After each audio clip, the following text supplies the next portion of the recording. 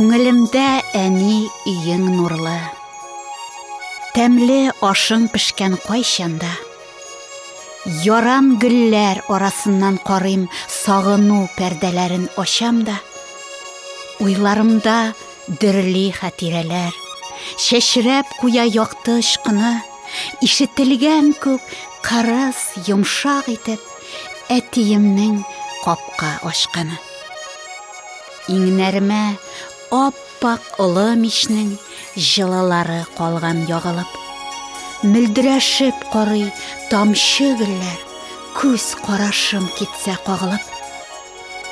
Әти ясап биргән агач чаным, бала чакта калган онытылып.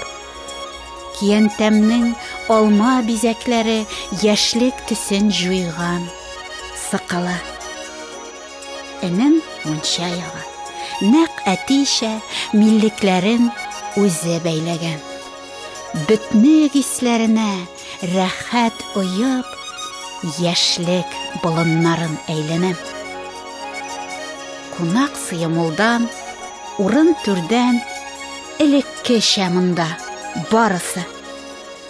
Туган нигез, ярлы хәләл байлык, әти әниемнең мирасы.